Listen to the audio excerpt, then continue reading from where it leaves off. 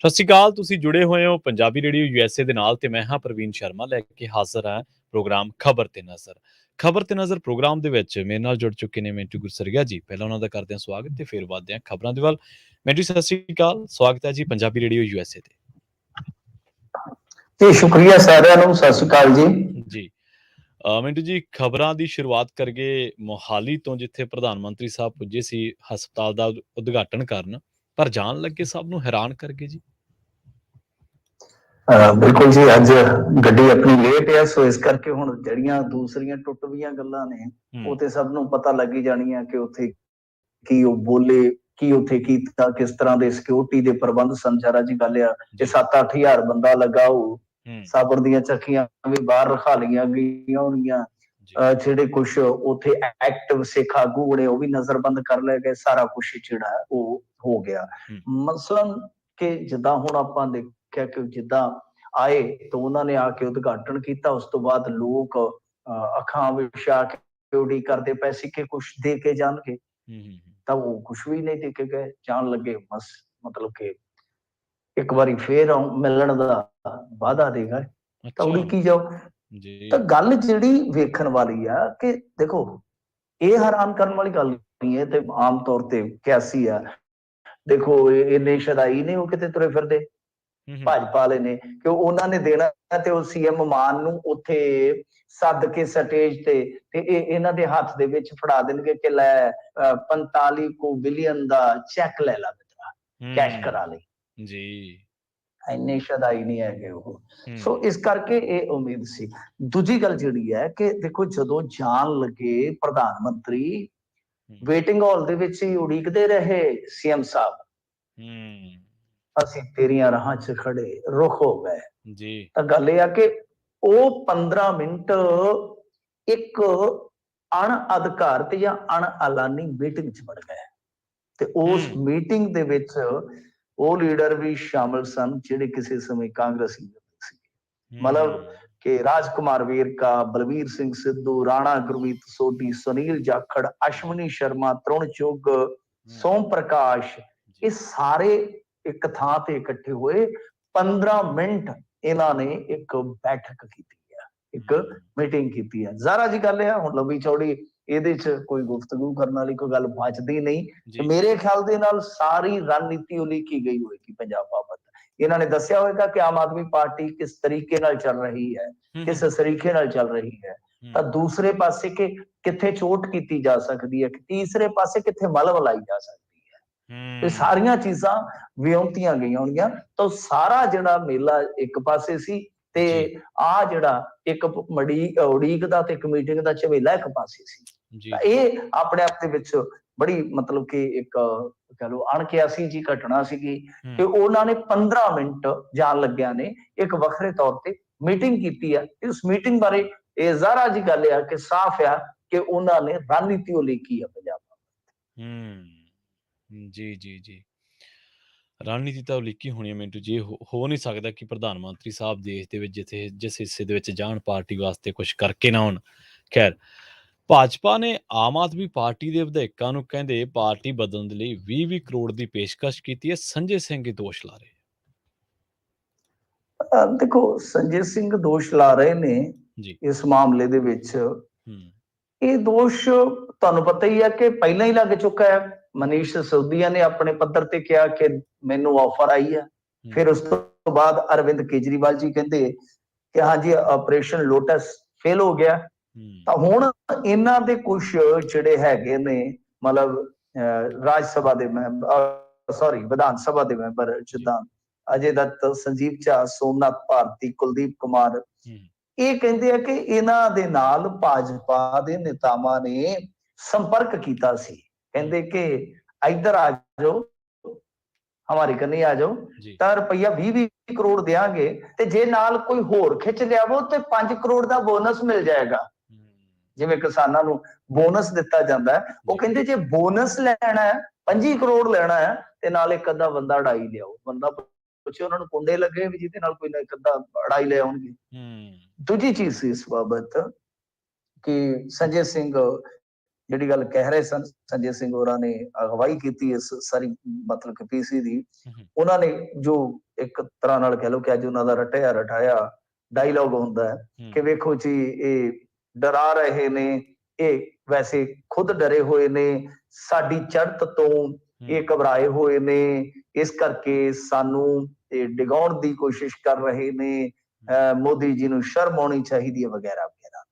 ਪਰ ਇਸ ਦਰਮਿਆਨ ਇੱਕ ਹੋਰ ਬੜੀ ਵੱਡੀ ਗੱਲ ਵਾਪਰੀ। ਵੈਸੇ ਗੱਲ ਪੁਰਾਣੀ ਆ, ਪਰ ਰਾਜਨੀਤੀ ਨਾਲ ਜੁੜੀ ਕੋਈ ਵੀ ਗੱਲ ਪੁਰਾਣੀ ਨਹੀਂ ਹੁੰਦੀ। ਅਸੀਂ ਮਤਲਬ ਕਿ 50 ਦੇ ਦਹਾਕੇ ਚੋਂ ਵੀ ਮਿਸਾਲ ਚੁੱਕ ਲੈਂਦੇ ਆ ਜਦੋਂ ਵੀ ਗੱਲ ਕਰਦੇ ਆ, ਤਾਂ ਰਾਜਨੀਤੀ ਚ ਕੋਈ ਗੱਲ ਪੁਰਾਣੀ ਨਹੀਂ ਹੁੰਦੀ। ਬਸ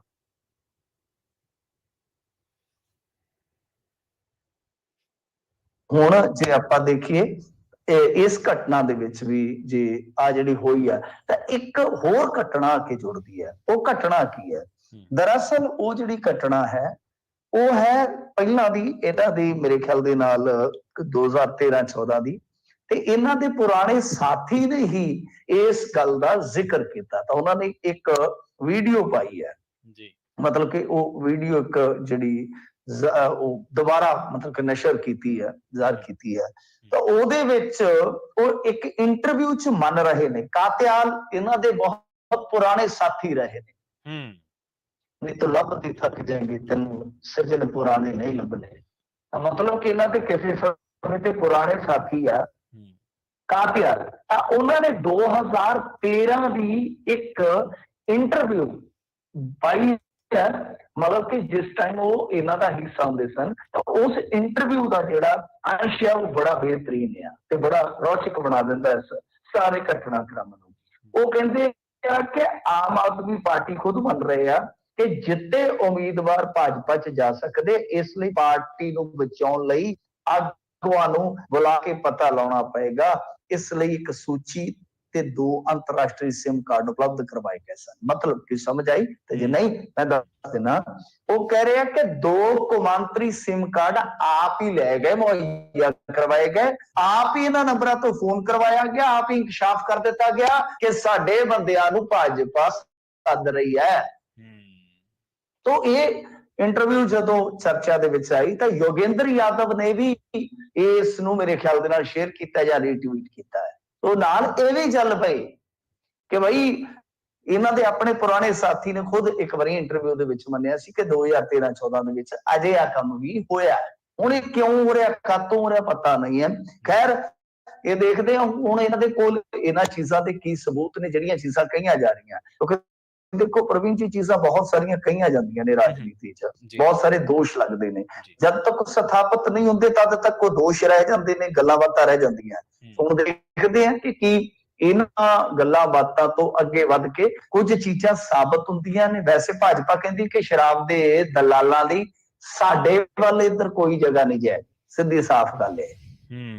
ਜੀ ਜੀ ਜੀ, ਅਗਲੀ ਖਬਰ ਦੇ ਵੱਲ ਵਧੀਏ ਮਿੰਟੂ ਜੀ, ਤੇ ਗੱਲ ਕਰੀਏ ਰਵਨੀਤ ਬਿੱਟੂ ਦੀ। ਜਿੱਦਾਂ ਆਸ਼ੂ ਨੂੰ ਗ੍ਰਿਫਤਾਰ ਕੀਤਾ ਜਿਸ ਦਿਨ, ਤੇ ਬਿੱਟੂ ਜੀ ਬੜੇ ਤਾਂ ਉਛਲ ਕੇ ਅਫਸਰਾਂ ਦੇ ਗਲ ਪੈ ਰਹੇ ਸੀ।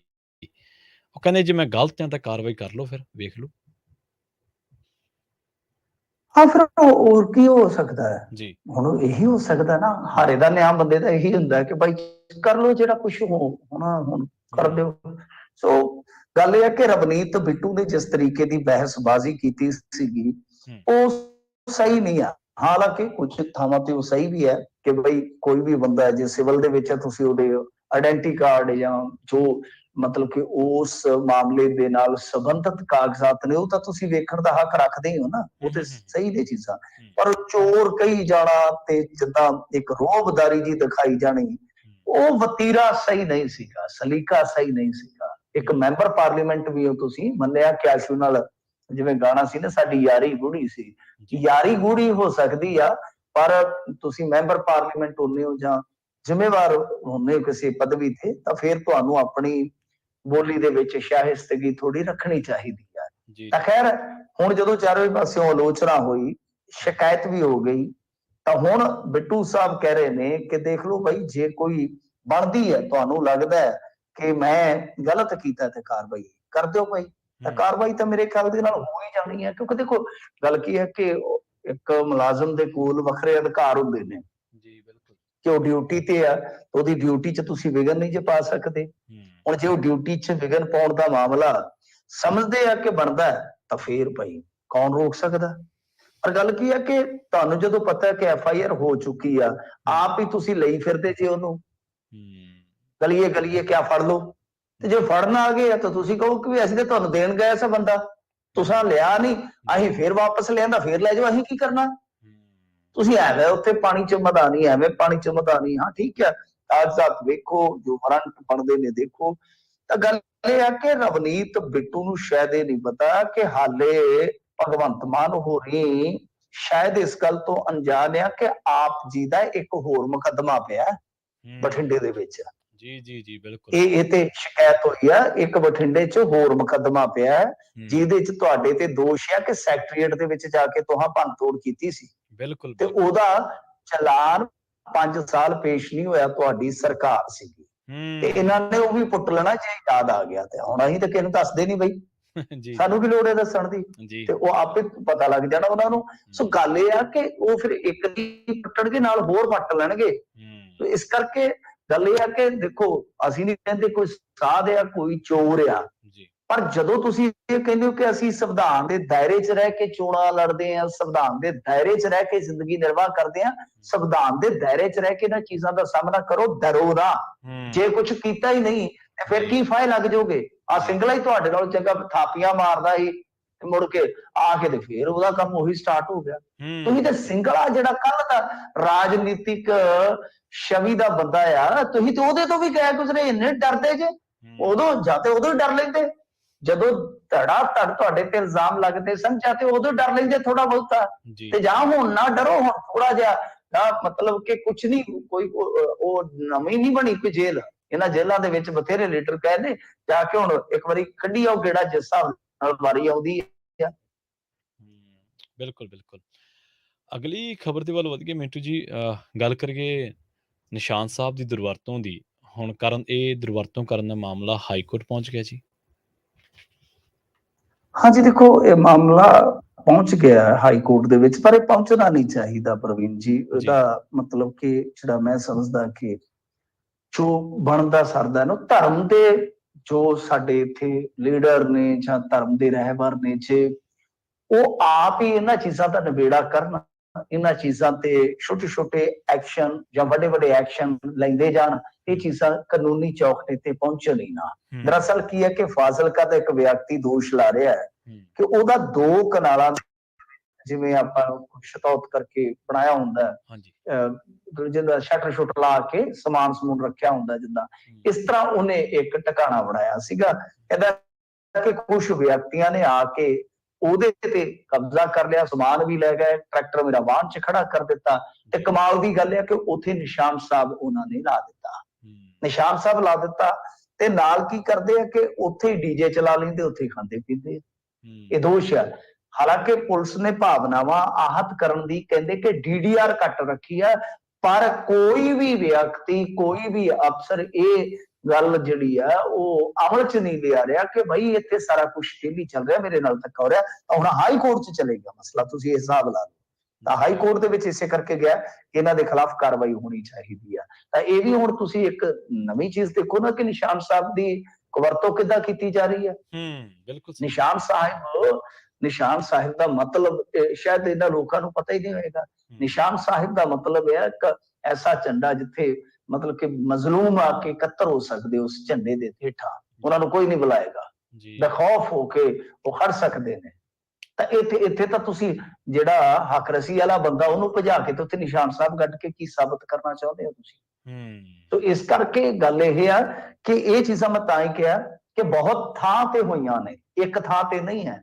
ਜ਼ਮੀਨ ਰੌਲੇ ਵਾਲੀ ਆ, ਉੱਥੇ ਮਤਲਬ ਕਿ ਕਈ ਵਾਰ ਇਸ ਤਰ੍ਹਾਂ ਕੁਝ ਜਥੇਬੰਦੀਆਂ ਨੂੰ ਵੀ ਇਕੱਤਰ ਕਰ ਲਿਆ ਜਾਂਦਾ ਹੈ, ਜਾਂ ਕੁਝ ਇਸ ਤਰ੍ਹਾਂ ਦਾ ਰਸਤਾ ਕੱਢ ਲਿਆ ਜਾਂਦਾ ਹੈ। ਉੱਥੇ ਇਸ ਤਰ੍ਹਾਂ ਦੀ ਕੋਈ ਨਾ ਕੋਈ ਕਹਿ ਲਓ ਕਿ ਧਾਰਮਿਕ ਚੀਜ਼ ਜਿਹੜੀ ਹੈ ਉਹ ਲਾ ਦਿੱਤੀ ਜਾਂਦੀ ਹੈ, ਤੇ ਫਿਰ ਉਹਨੂੰ ਕੋਈ ਹੁਣ ਹਟਾਏਗਾ ਤੇ ਤਾਂ ਵੀ ਰੌਲਾ ਪਏਗਾ।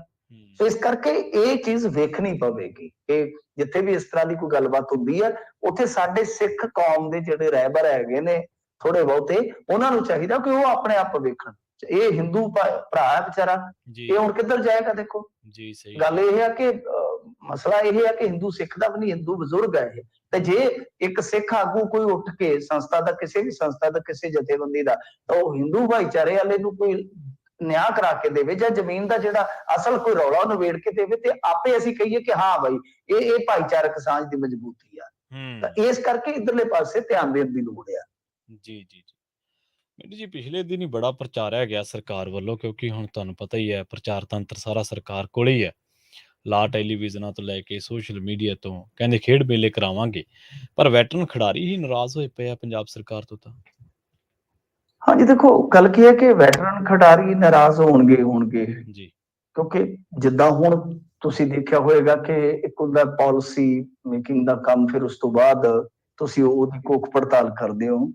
ਕਈ ਵਾਰੀ ਹੁੰਦਾ ਕਿ ਤੁਸੀਂ ਕਾਹਲੀ ਚ ਕੁਝ ਚੀਜ਼ ਨੂੰ ਅੰਜਾਮ ਦੇਣਾ ਹੁੰਦਾ ਜੀ, ਤਾਂ ਉਹ ਕਈ ਪੱਖ ਤੋਂ ਫਿਰ ਵਿਵਾਦਤ ਹੋ ਜਾਂਦੀ ਹੈ ਚੀਜ਼ਾਂ, ਕਈ ਪੱਖ ਤੋਂ ਫਿਰ ਉਹ ਨਾਰਾਜ਼ਗੀ ਦਾ ਸਬੱਬ ਬਣ ਜਾਂਦੀ ਹੈ। ਇਹਦੇ ਵਿੱਚ ਕੀ ਹੈ ਕਿ ਸਾਡੇ ਕੋਲ ਬਹੁਤ ਵੈਟਰਨ ਖਿਡਾਰੀ ਹੈਗੇ ਨੇ ਪੰਜਾਬ ਦੇ ਵਿੱਚ, ਸੁੱਖ ਦੇ ਨਾਲ। ਕਰਤਾਰ ਸਿੰਘ ਤੋਂ ਲੈ ਕੇ ਜੇ ਤੁਸੀਂ ਦੇਖੋਗੇ SP ਸ਼ਰਮਾ ਸਾਡੇ ਕੋਲ ਆ, ਬੀਬੀ ਬਲਜੀਤ ਕੌਰ, ਇਹ ਸਾਡੇ ਕੋਲ ਆ। ਮਤਲਬ ਕਿ ਇਹ ਨਾਂ ਤੁਸੀਂ ਸ਼ਾਇਦ ਨਾ ਸੁਣੇ ਹੋਣਗੇ ਜ਼ਿੰਦਗੀ 'ਚ, ਪਰ ਇਹ ਉਹ ਲੋਕ ਨੇ ਜਿਹੜੇ ਕਿ ਪਿਛਲੇ ਪੜਾਅ ਤੇ ਜਦੋਂ ਲੋਕ ਮੰਜੀਆਂ ਤੇ ਪੈ ਜਾਂਦੇ ਆ, ਇਹ ਮੈਦਾਨਾਂ ਦੇ ਵਿੱਚ ਮੱਲਾ ਮਾਰਦੇ, ਇਸ ਤਰ੍ਹਾਂ ਦੇ ਹੈਗੇ ਨੇ ਸਾਡੇ ਕੋਲ। ਤਾਂ ਹੁਣ ਇਹਨਾਂ ਨੇ ਕੀ ਕੀਤਾ ਕਿ 40 ਤੋਂ 50 ਤੇ 50+ 2 ਵਰਗ ਰੱਖਤੇ ਵੈਟਰਨ ਖਿਡਾਰੀ। 40 ਤੋਂ ਗਾਂ ਆਪਾਂ ਸੀਨੀਅਰ ਹੀ ਗਿਣਦੇ ਆ ਨਾ, ਤਾਂ ਉਸ ਤਰ੍ਹਾਂ ਦੂਸਰੇ ਇਵੈਂਟ ਰੱਖ ਦਿੱਤੇ ਅਤੇ ਇਹਨਾਂ ਵਾਸਤੇ 40 ਤੋਂ 50 ਦਾ ਇੱਕ ਗਰੁੱਪ ਰੱਖ ਦਿੱਤਾ, ਔਰ 50+ ਤੋਂ ਮਤਲਬ ਉੱਤੇ ਵਾਲਾ। ਹੁਣ ਦੇਖੋ, ਜਿੱਥੇ ਤੁਸੀਂ ਆਪਾਂ ਜਿੱਦਾਂ ਰੱਖਦੇ ਆ ਕਿ ਅੰਡਰ 17, ਉੱਥੇ ਅੰਡਰ 17 ਵਾਲੇ ਆ ਗਏ, ਜਿੱਥੇ ਅੰਡਰ 14 ਉੱਥੇ ਅੰਡਰ 14 ਵਾਲਾ ਆ ਗਏ। ਪਰ +50 ਤੋਂ ਕੀ ਭਾਵ ਹੈ, ਕਿਉਂਕਿ ਵੈਟਰਨ ਖਿਡਾਰੀ ਤੇ 90 ਸਾਲ ਤੱਕ ਵੀ ਜਾਂਦੇ ਆ। ਹਾਂ ਬਿਲਕੁਲ ਜੀ ਜੀ, ਸਭ ਵੈਟਰਨ ਖਿਡਾਰੀ ਦਾ ਮਤਲਬ ਕੀ ਹੈ? ਬੇਬੇ ਮਾਨ ਕੌਰ ਉਹ ਕਿੰਨੇ ਸਾਲਾਂ ਦੇ ਸਨ? ਜੀ ਜੀ ਬਿਲਕੁਲ ਸਹੀ ਹੈ। ਬਾਪੂ ਫੌਜਾ ਸਿੰਘ ਜੀ ਉਹ ਕਿੰਨੇ ਸਾਲਾਂ ਦੇ ਸਨ? ਆ ਸਾਡੇ ਪਿੰਡਾਂ ਦੇ ਬਾਪੂ ਇੰਦਰ ਸਿੰਘ ਜਿਹੜੇ ਹੈਗੇ ਨੇ ਰੱਤਾ ਖੇੜੇ ਦੇ, ਉਹ ਕਿੰਨੇ ਵਰਿਆਂ ਦੇ ਨੇ? ਸੋ ਕਹਿਣ ਦਾ ਮਤਲਬ ਹੈ ਕਿ ਇਹ ਤਾਂ ਬਿਲਕੁਲ ਹੀ ਮੈਨੂੰ ਇਉਂ ਲੱਗਦਾ ਕਿ ਬਸ ਜਿੱਦਾਂ ਕਾਹਲੀ ਹੋਈ ਆ, ਕਾਹਲੀ ਬਹੁਤ ਜ਼ਿਆਦਾ ਹੋਈ ਹੈ। ਤਾਂ ਫਿਰ ਗੱਲ ਇਹ ਹੈ ਕਿ ਜਿੱਦਾਂ ਹੁਣ ਤੁਸੀਂ ਜਿਵੇਂ ਖਿਡਾਰੀ ਪਾਰਟਿਸਿਪੇਟ ਕਰਦੇ ਨੇ ਜਾਂ ਖਿਡਾਰੀ ਮੈਡਲ ਜਿੱਤਦੇ ਨੇ, ਉਸ ਹਿਸਾਬ ਦੇ ਨਾਲ ਜਿੱਦਾਂ ਤੁਸੀਂ ਲੈ ਕੇ ਆਓ, ਉਸੇ ਹਿਸਾਬ ਨਾਲ ਤੁਸੀਂ ਵੈਟਰਨ ਖਿਡਾਰੀਆਂ ਦੇ ਵੀ ਇਨਾਮ ਰੱਖ ਦਿਓ, ਵੈਟਰਨ ਖਿਡਾਰੀਆਂ ਦੇ ਤੁਸੀਂ ਏਜ ਗਰੁੱਪ ਰੱਖ ਦਿਓ, ਕਿਉਂਕਿ ਅੱਗੇ ਜਾ ਕੇ ਵੈਟਰਨ ਖਿਡਾਰੀਆਂ ਦੇ ਵੀ ਉਮਰ ਦਾ ਤੇ ਸਟੈਮਿਨੇ ਦਾ ਫਰਕ ਪੈਂਦਾ ਜਾਂਦਾ ਹੈ। ਸੋ ਇਹੀ ਨਾਰਾਜ਼ਗੀ ਦੀ ਵਜ੍ਹਾ ਹੈ, ਜਿੰਨੀ ਕੋ ਮੈਨੂੰ ਸਮਝ ਲੱਗੀ ਆ। ਤੇ ਇੱਕ ਨਗਦ ਇਨਾਮ ਇਹਨਾਂ ਨੂੰ ਸਗੋਂ ਥੋੜੇ ਜਿਹੇ ਵੱਧ ਚਾਹੀਦੇ ਆ, ਜ਼ਿਆਦਾ ਚਾਹੀਦੇ ਆ। ਤਾਂ ਖੈਰ ਦੇਖਦੇ ਜੇ ਇਸ ਪਾਸੇ ਤਵੱਜੋ ਦੇਣ ਤੇ ਮੇਰੇ ਖਿਆਲ ਦੇ ਨਾਲ ਠੀਕ ਰਹੇਗਾ ਮਸਲਾ। ਜੀ ਜੀ ਜੀ, ਅਗਲੀ ਖਬਰ ਦੀ ਗੱਲ ਕਰੀਏ ਮਿੰਟੂ ਜੀ, ਗੱਲ ਕਰੀਏ ਬਿਹਾਰ ਦੀ ਰਾਜਨੀਤੀ ਦੀ। ਛਾਪਿਆਂ ਦੇ ਦੌਰ ਦੇ ਵਿੱਚ ਬਿਹਾਰ ਦੇ ਵਿੱਚ ਨਿਤਿਸ਼ ਕੁਮਾਰ ਜਿਹੜਾ ਉਹ ਵਿਸ਼ਵਾਸ ਪ੍ਰਸਤਾਵ ਜਿੱਤ ਹੀ ਗਿਆ ਫਿਰ। ਹਾਂਜੀ ਬਿਲਕੁਲ, ਅੱਜ ਸਵੇਰੇ ਹੀ ਇਹਨਾਂ ਦੇ ਜਿਹੜੇ ਕਹਿ ਲੋ ਕਿ ਬਹੁਤ ਵੱਡੇ ਫਾਈਨੈਂਸਰ ਸੀਗੇ RJD ਦੇ, ਉਹਨਾਂ ਦੇ ਘਰੇ ਛਾਪਾ ਪੈ ਗਿਆ। ਇਸ ਤੋਂ ਇਲਾਵਾ 6 ਹੋਰ ਸੀ ਉਹਦੇ ਸਮੇਤ, ਜਿਨ੍ਹਾਂ ਦੇ ਘਰ CBI ਦਾ ਛਾਪਾ ਪਿਆ, ਟਿਕਾਣਿਆਂ ਤੇ ਛਾਪਾ ਪਿਆ। ਸੁਭਾਸ਼ ਯਾਦਵ ਦੇ ਘਰ ਦੇ ਵਿੱਚ ਇਹਨਾਂ ਨੇ ਜਾ ਕੇ ਉੱਥੇ ਤਲਾਸ਼ੀ ਕੀਤੀ। ਇਸ ਤੋਂ ਇਲਾਵਾ ਜੇ ਤੁਸੀਂ ਦੇਖੋਗੇ ਤਾਂ ਝਾਰਖੰਡ ਦੇ ਵਿੱਚ ਵੀ ਬੜੀ ਜ਼ਬਰਦਸਤ ਛਾਪੇਮਾਰੀ ਹੋ ਰਹੀ ਹੈ। ਝਾਰਖੰਡ ਦੇ ਵਿੱਚ ਵੀ ਇਹ ਆ, ਭਾਜਪਾ ਉੱਥੇ ਵੀ ਯਤਨ ਕਰਦੀ ਪਈ ਹੈ ਕਿ ਆਪਰੇਸ਼ਨ ਲੋਟਸ ਕਿਤੇ ਨਾ ਕਿਤੇ ਉਧਰ ਵੀ ਨੇਪਰੇ ਚੜ ਜਾਵੇ। ਸੋ ਛਾਪੇਮਾਰੀ ਤੇ ਸਿਆਪੇਮਾਰੀ ਤਾਂ ਹੋ ਰਹੀ ਆ। ਦੇਰ ਸ਼ਾਮ ਮੇਰੇ ਖਿਆਲ ਦੇ ਨਾਲ ਜਿਹੜੇ ਡਿਪਟੀ CM ਉੱਥੇ ਤੇਜਸਵੀ, ਉਹਨਾਂ ਦੇ ਵੀ ਕੁਝ ਇੱਧਰ ਟਿਕਾਣੇ ਗੁਰੂਗ੍ਰਾਮ ਵੱਲ ਇੱਧਰ ਵੀ ਪੰਗਾ ਹੋਇਆ ਪਿਆ। ਤਾਂ ਕੁੱਲ ਮਿਲਾ ਕੇ ਇਦਾਂ ਜਿੱਦਾਂ ਕੋਈ ਬੰਦਾ ਹਾਰ ਕੇ, ਤੁਸੀਂ ਛੋਟੇ ਹੁੰਦਿਆਂ ਨੇ ਕ੍ਰਿਕਟ ਖੇਡੀ ਹੋਏਗੀ, ਵੈਸੇ ਸਾਰੇ ਹੀ ਆਪਾਂ ਖੇਡਦੇ ਛੋਟੇ ਹੁੰਦੇ, ਸੋ ਕਈ ਵਾਰ ਖਿਜਿਆ ਜਿਹੜਾ ਹੁੰਦਾ ਸੀਗਾ ਨਾ ਜਵਾਕ, ਉਹ ਥਾਪਾ ਜਾਂ ਵਿਕਟਾਂ ਤੇ ਕਿੱਲੀਆਂ ਤੇ ਮਾਰ ਦਿੰਦਾ ਸੀ ਸਾਰਾ। ਇਹ ਕਿੱਲੀਆਂ ਤੋੜਨ ਵਾਲਾ ਕੰਮ ਹੋਇਆ ਪਿਆ ਹੁਣ, ਤੇ ਉਹਨਾਂ ਨੇ ਤੁਹਾਨੂੰ ਦਿੱਤਾ ਝਟਕਾ। ਹੁਣ ਹੋਰ ਕੁਛ ਨਹੀਂ, ਜਿੰਨਾ ਹੋ ਸਕਦਾ ਕਰ ਲੋ। ਇਹਨਾਂ ਦਾ ਤਾਂ ਸਪੀਕਰ ਹੀ ਅੜ ਗਿਆ ਅੱਜ, ਕਹਿੰਦਾ ਮੈਂ ਅਸਤੀਫਾ ਨਹੀਂ ਦਿੰਦਾ। ਕਮਾਲ ਦੀ ਗੱਲ ਆ। ਉਹਦੇ ਖਿਲਾਫ ਫਿਰ ਇਹਨਾਂ ਨੇ ਅਵਿਸ਼ਵਾਸ ਪ੍ਰਸਤਾਵ ਲੈ ਆਂਦਾ, ਮਤਲਬ ਕਿ ਬੇਭਰੋਸਗੀ ਦਾ ਮਤਾ ਲੈ ਆਂਦਾ। ਤਾਂ ਫਿਰ ਉਹ ਅਸਤੀਫਾ ਦਿੱਤਾ, ਕਹਿੰਦਾ ਨਹੀਂ ਮੈਂ ਤਾਂ ਤੁਹਾਡੀ ਇੱਥੇ ਬਸ ਲੱਥੀ ਲਾਈ ਕਰਨੀ ਸੀ, ਮਤਲਬ ਕਿ ਮੈਂ ਤਾਂ ਆਪਣਾ ਬੋਲਣਾ ਸੀਗਾ, ਤੁਹਾਨੂੰ ਸ਼ੀਸ਼ਾ ਦਿਖਾਉਣਾ ਸੀਗਾ। ਸੋ ਇਹੋ ਜਿਹੀਆਂ ਗੱਲਾਂ ਕਰਨ ਤੇ ਉਤਾਰੂ ਹੋ ਚੁੱਕੇ ਨੇ। ਤੇ ਦੂਜੀ ਗੱਲ ਜਿਹੜੀ ਹੈ ਉਹ ਇਸ ਮਾਮਲੇ ਦੇ ਵਿੱਚ ਇਹ ਆ ਕਿ ਦੇਖੋ ਜਿਹੜੀ ਆਪਾਂ ਇਹ ਸਭ ਕੁਝ ਦੇਖ ਰਹੇ ਹਾਂ ਕਿ ਰਾਜਨੀਤੀ ਹੋ ਰਹੀ ਹੈ, ਇਹ ਰਾਜਨੀਤੀ ਇਕੱਲੀ ਇੱਕ ਤਰ੍ਹਾਂ ਨਾਲ ਕਹਿ ਲਓ ਕਿ ਹੁਣ ਸਰਕਾਰ ਬਣਾਉਣ ਤੱਕ ਸੀਮਤ ਨਹੀਂ ਹੈ। ਜੇ ਤੁਸੀਂ ਲਾਲੂ ਪ੍ਰਸਾਦ ਯਾਦਵ ਦੇ ਮੁੰਡੇ ਦੀ ਰਾਜਨੀਤੀ ਨੂੰ ਪਿਛਲੇ ਕੁਝ ਸਾਲਾਂ ਤੋਂ ਵੇਖੋਗੇ ਤਾਂ ਉਹ ਬੜੀ ਕਮਾਲ ਦੀ ਬੱਲੇਬਾਜ਼ੀ ਕਰ ਰਿਹਾ, ਕਿਉਂਕਿ ਇਤਫਾਕਨ ਉਹ ਹੈ ਵੀ ਕ੍ਰਿਕਟਰ ਆ। ਤਾਂ ਗੱਲ ਇਹ ਆ ਕਿ ਉਹ ਹੁਣ ਗਾਂਹ ਤੋਂ ਵੱਧ ਰਿਹਾ ਕਿ ਅਸੀਂ ਖੇਤਰੀ ਪਾਰਟੀਆਂ ਇਕੱਠੀਆਂ ਕਰਕੇ ਅਸੀਂ ਇੱਕ ਤਾਂ ਪਹਿਲਾਂ ਬਿਹਾਰ ਚ ਇਹਨਾਂ ਨੂੰ ਦੇਵਾਂਗੇ ਝਟਕਾ 2024 ਚ ਵੀ 10 ਨਹੀਂ ਟੱਪਣ ਦਿੰਦੇ ਇਹਨਾਂ ਨੂੰ, ਅਸੀਂ ਜੀ ਥੱਲੇ ਰੱਖਾਂਗੇ। ਇਸ ਤੋਂ ਇਲਾਵਾ ਹੋਰ ਸਟੇਟਾਂ ਦੇ ਵਿੱਚ ਵੀ ਅਸੀਂ ਖੇਤਰੀ ਪਾਰਟੀਆਂ ਨਾਲ ਗੱਠਜੋੜ ਕਰਕੇ ਤੇ ਇਹਨਾਂ ਨੂੰ ਰੋਕਾਂਗੇ। ਤਾਂ ਖਿੱਚਤਾਣ ਹੁਣ ਕੱਲੀ ਇੱਥੋਂ ਤੱਕ ਸਰਕਾਰ ਬਣਾਉਣ ਤੱਕ ਮਹਿਦੂਦ ਨਹੀਂ ਹੈ, ਹੁਣ ਗਾਂਹ ਦੀ ਗੱਲ ਤੁਰ ਪਈ ਹੈ। ਗੱਲ ਜਿਵੇਂ ਕਹਿੰਦੇ ਨੇ ਬਾਤ ਨਿਕਲੀ ਹੈ ਤੋਂ ਦੂਰ ਤਲਕ ਜਾਏਗੀ, ਤਾਂ ਹੁਣ ਗੱਲ ਦੂਸਰੇ ਪਾਸੇ ਦੂਰ ਤੱਕ ਜਾਣ ਵਾਲੀ ਹੋਈ ਪਈ ਹੈ। ਪ੍ਰਵੀਨ ਜੀ, ਅੱਜ ਗੱਲਾਂ ਬਾਤਾਂ ਆਪਾਂ ਹੋਰ ਕਰ ਲੈਂਦੇ, ਪਰ ਅੱਜ ਸਮਾਂ ਥੋੜਾ ਜਿਹਾ ਜਾਈ ਚਲਾ ਗਿਆ। ਜੀ ਜੀ ਜੀ ਮਿੰਟੂ ਜੀ, ਬਹੁਤ ਬਹੁਤ ਧੰਨਵਾਦ ਤੁਹਾਡਾ ਇਹਨਾਂ ਖਾਸ ਜਾਣਕਾਰੀਆਂ ਦੇ ਜੀ। ਸ਼ੁਕਰੀਆ ਜੀ। ਸੋ ਪ੍ਰੋਗਰਾਮ ਦੇ ਵਿੱਚ ਆਪਣੇ ਨਾਲ ਜੁੜੇ ਸਨ ਮਿੰਟੂ ਗੁਰਸਰੀਆ ਜੀ, ਜਿਨ੍ਹਾਂ ਦੇ ਨਾਲ ਆਪਾਂ ਕਈ ਅਹਿਮ ਖਬਰਾਂ ਨੂੰ ਲੈ ਕੇ ਗੱਲਬਾਤ ਕੀਤੀ ਹੈ। ਰੁਖ ਕਈ ਹੋਰ ਖਬਰਾਂ ਦਾ ਕਰਦੇ ਹਾਂ। ਪ੍ਰੋਗਰਾਮ ਦੇ ਵਿੱਚ ਗੱਲ ਕਰਦੇ ਹਾਂ ਮਸਤੂਆਣਾ ਸਾਹਿਬ ਦੀ, ਜਿੱਥੇ ਗੁਰਦੁਆਰਾ ਮਸਤੂਆਣਾ ਸਾਹਿਬ ਦੇ ਵਿੱਚ ਇੱਕ ਅਣਪਛਾਤੇ ਵਿਅਕਤੀ ਵੱਲੋਂ ਗੁਰਦੁਆਰਾ ਸਾਹਿਬ ਦੇ ਵਿੱਚ ਦਾਖਲ ਹੋ ਕੇ ਸ੍ਰੀ ਗੁਰੂ ਗ੍ਰੰਥ ਸਾਹਿਬ ਦੀ ਕਥਿਤ ਤੌਰ ਤੇ ਬੇਅਦਬੀ ਕਰਨ ਦੀ ਕੋਸ਼ਿਸ਼ ਕੀਤੀ ਗਈ ਸੀ। ਇਸ ਸ਼ੱਕੀ ਵਿਅਕਤੀ ਨੂੰ ਸੰਗਤਾਂ ਅਤੇ ਪ੍ਰਬੰਧਕਾਂ ਵੱਲੋਂ ਕਾਬੂ ਕਰਕੇ ਪੁਲਿਸ ਦੇ ਹਵਾਲੇ ਕਰ ਦਿੱਤਾ ਗਿਆ। ਪੁਲਿਸ ਨੇ ਗੁਰਦੁਆਰੇ ਦੇ ਗ੍ਰੰਥੀ ਸਿੰਘਾਂ ਵੱਲੋਂ ਦਿੱਤੇ ਗਏ ਬਿਆਨਾਂ ਦੇ ਆਧਾਰ ਤੇ ਕੇਸ ਦਰਜ ਕਰ ਲਿਆ। ਜਿਉਂ ਹੀ ਪੁਲਿਸ ਚੌਕੀ ਬਡਰੁੱਖਾਂ ਨੇ ਇਸ ਬੰਦੇ ਨੂੰ ਹਿਰਾਸਤ ਦੇ ਵਿੱਚ ਲਿਆ ਤਾਂ ਇਲਾਕੇ ਦੇ ਲੋਕ ਪੁਲਿਸ ਚੌਕੀ ਅੱਗੇ ਇਕੱਠੇ ਹੋ ਗਏ ਸਨ।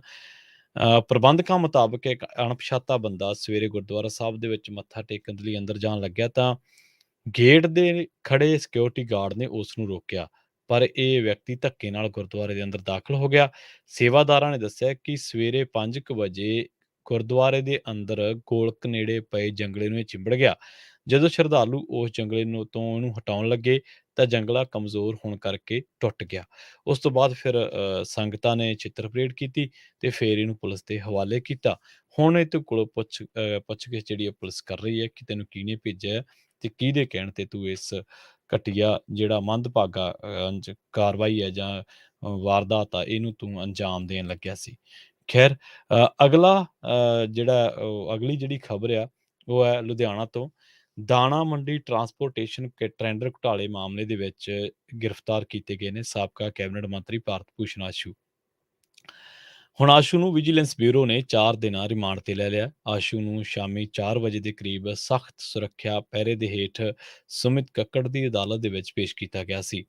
ਉਧਰ ਇਸ ਮਾਮਲੇ ਦੇ ਵਿੱਚ ਪਹਿਲਾਂ ਤੋਂ ਗ੍ਰਿਫਤਾਰ ਠੇਕੇਦਾਰ ਤੇਲੂ ਰਾਮ ਨੂੰ ਵੀ ਅਦਾਲਤ ਦੇ ਵਿੱਚ ਪੇਸ਼ ਕਰਕੇ 2 ਰੋਜ਼ਾ ਪੁਲਿਸ ਰਿਮਾਂਡ ਲੈ ਲਿਆ ਗਿਆ। ਸਾਬਕਾ ਕੈਬਨਿਟ ਮੰਤਰੀ ਵੱਲੋਂ ਸੀਨੀਅਰ ਵਕੀਲ ਪਰਉਪਕਾਰ ਸਿੰਘ ਘੁੰਮਣ ਤੇ ਕਈ ਹੋਰ ਵਕੀਲ ਪੇਸ਼ ਹੋਏ ਸਨ। ਇਸੇ ਦੌਰਾਨ ਆਸ਼ੂ ਦੇ ਰਿਮਾਂਡ ਦੀ ਮੰਗ ਨੂੰ ਲੈ ਕੇ ਅਦਾਲਤ ਦੇ ਵਿੱਚ ਸਰਕਾਰੀ ਅਤੇ ਬਚਾਅ ਪੱਖ ਦੇ ਵਕੀਲਾਂ ਦੇ ਦਰਮਿਆਨ 1 ਘੰਟੇ ਤੱਕ ਬਹਿਸ ਵੀ ਚੱਲੀ ਸੀ। ਵਿਜੀਲੈਂਸ ਨੇ ਕਈ ਤੱਥ ਵੀ ਪੇਸ਼ ਕੀਤੇ ਤੇ ਕੁਝ ਸਮਾਨ ਤੇ ਹੋਰ ਦਸਤਾਵੇਜ਼ ਰਿਕਵਰ ਕਰਨ ਦੇ ਹਵਾਲੇ ਦੇ ਨਾਲ 10 ਦਿਨ ਦਾ ਰਿਮਾਂਡ ਮੰਗਿਆ ਸੀ। ਬਚਾਅ ਪੱਖ ਵੱਲੋਂ ਰਿਮਾਂਡ ਦਾ ਵਿਰੋਧ ਕੀਤਾ ਗਿਆ। ਦੋਵੇਂ ਧਿਰਾਂ ਦੀਆਂ ਦਲੀਲਾਂ ਸੁਣਨ ਤੋਂ ਬਾਅਦ ਅਦਾਲਤ ਨੇ ਸਾਬਕਾ ਕੈਬਨਿਟ ਮੰਤਰੀ ਦਾ 4 ਦਿਨ ਦਾ ਪੁਲਿਸ ਰਿਮਾਂਡ ਦੇ ਦਿੱਤਾ। ਸਾਬਕਾ ਕੈਬਨਿਟ ਮੰਤਰੀ ਨੂੰ ਹੁਣ ਮੁੜ ਸ਼ਨੀਵਾਰ ਨੂੰ ਅਦਾਲਤ ਦੇ ਵਿੱਚ ਪੇਸ਼ ਕੀਤਾ ਜਾਊਗਾ।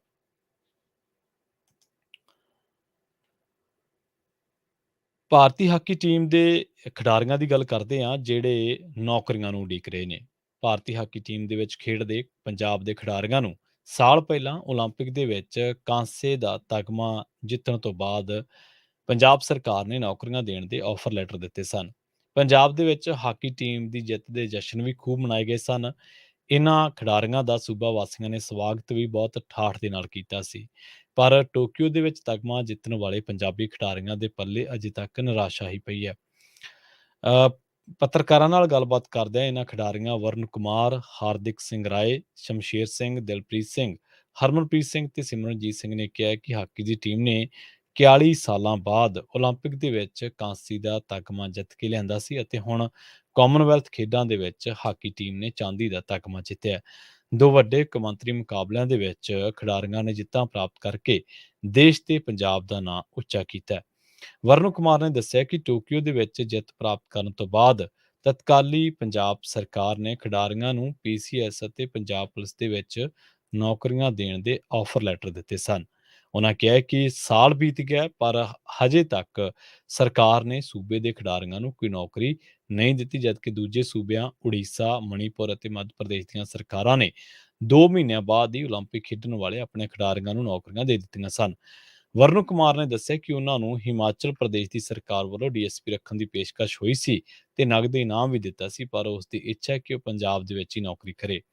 ਉਹਨਾਂ ਕਿਹਾ ਕਿ ਦਿੱਤੇ ਗਏ ਆਫਰ ਲੈਟਰਾਂ ਦੇ ਮੁਤਾਬਕ 5 ਸਾਲ ਦਾ ਸਮਾਂ ਦਿੱਤਾ ਗਿਆ, ਜਿਸ ਦੇ ਵਿੱਚੋਂ ਸਾਲ ਬੀਤ ਗਿਆ।